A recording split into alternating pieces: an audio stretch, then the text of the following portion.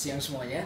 Nah, ada hal penting yang memang kita harus ingat di dalam bahasa Inggris, ada namanya to be. To be itu tergantung tensesnya. To be itu kalau di simple present ada 3, is, am, are. Kalau di simple past ada 2, was dan were. Yang tadinya is dan am menjadi was, yang tadinya are menjadi were. Nah, untuk future kita memakai to be, dan untuk perfect kita menggunakan to be been, dan untuk continuous kita menggunakan been. Jadi inilah jenis-jenis to be dalam bahasa Inggris. Nah, kalau kita waktu SD atau TK kita hanya diajarkan mungkin is, am, are dan was, were.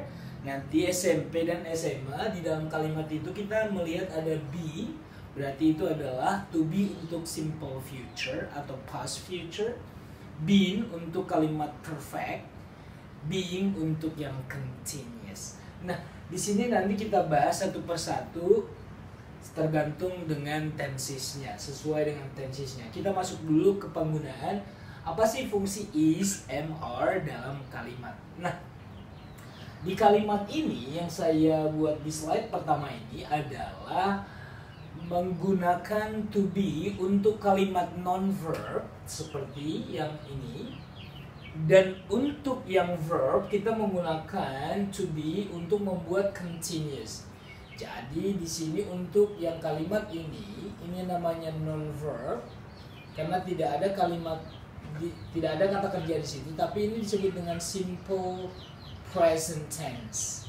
Ya, karena is, am, are untuk simple present tense.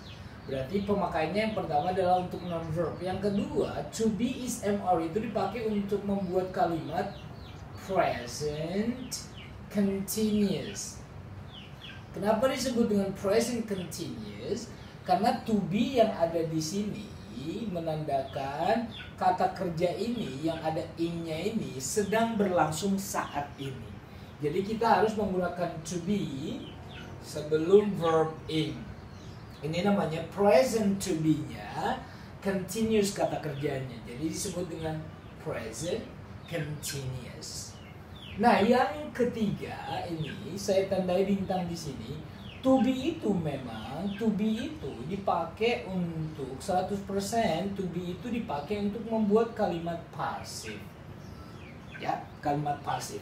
Nanti ditandai dengan setelah to be ada di sini verb 3.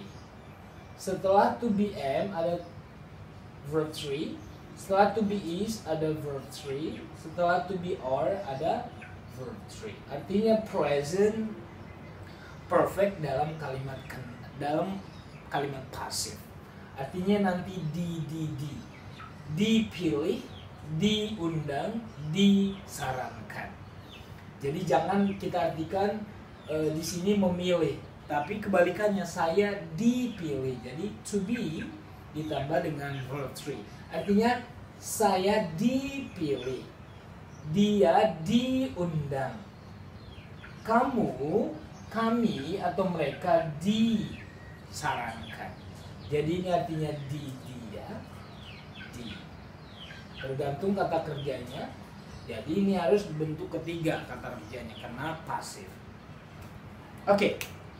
Jadi to be, is, am, are, ya, is untuk she, he, it, am untuk I, are untuk I, you, they, we. Oke.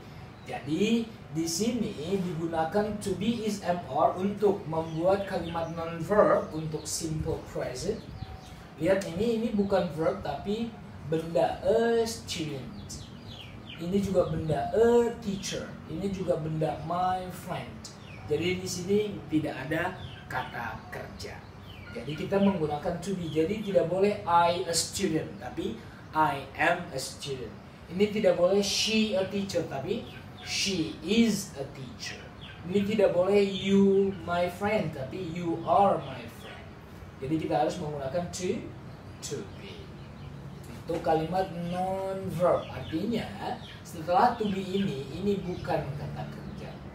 Ya, yang bukan kata kerja ada 3, ada kata benda, ya, ada kata sifat, dan ada kata keterangan. Jadi ini namanya non-verb. Jadi ini namanya non-verb. Artinya kata tersebut bukan kata kerja, tetapi boleh kata benda, boleh kata sifat, boleh kata keterangan. Ini contoh yang kata benda. You are, I am a student. Oke, kalau kata sifat, you are beautiful, you are handsome, she is gorgeous, he is cute, it is small. Itu adalah kata sifat. Kalau kata keterangan tempat, I am here, you are there, today is Monday.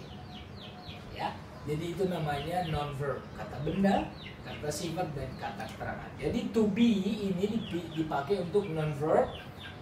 Kalau to be-nya is MR berarti kalimatnya termasuk simple present, tapi bentuknya non-verb. Nah, yang kedua, to be dipakai untuk membuat kalimat continuous. Artinya pekerjaan, kegiatan, aktivitas tersebut sedang berlangsung saat ini. Ini yang menandakan dia saat ini. To be-nya itu present, yang menandakan sedangnya kata kerjanya harus ditambah ing. Namanya present continuous. Saya ulangi, disebut dengan present karena to be-nya is MR, disebut dengan continuous karena to be is MR harus diikuti oleh kata kerja bentuk ing. Jadi to be is MR ditambah dengan kata kerja bentuk ing disebut dengan present continuous. Nah, yang ketiga, yang ini to be ditambah dengan bentuk ketiga kata kerjanya itu namanya kalimat pasif. Lihat, saya dipilih. Harus kata kerja bentuk ketiga. Chosen itu berasal dari kata choose, chose, chosen. Lihat ini, yang pertama adalah choose. Ini yang verb one-nya. Kedua adalah chose. Kedua, yang ketiganya adalah chosen. Jadi ini yang harus kita pilih untuk membuat kalimat pasif. Tetapi sebelum bentuk ketiga harus didahului oleh to be. Jadi ini jenis kalimatnya adalah kalimat present, simple present, tapi bentuknya kalimat pasif. Nah, oke, jadi inilah penggunaan to be. Satu, untuk membuat kalimat non-verb. Jadi di sini karena to be-nya is MR berarti jenis kalimatnya simple present, bentuk non-verb. Nah, is MR kalau diikuti oleh verb ing itu namanya present continuous. Present to be-nya ing-nya ini yang continuous. Jadi present continuous, present continuous, present continuous. Disebut dengan kalau to be-nya ditambah dengan bentuk kata kerja bentuk ketiga, contohnya I am chosen, she is invited, you are suggested. Itu termasuk kalimat passive voice, kalimat pasif, tapi dalam bentuk simple present. Ini yang menandakan dia present, to be-nya is MR, yang menandakan dia pasif adalah kata kerjanya bentuk ketiga.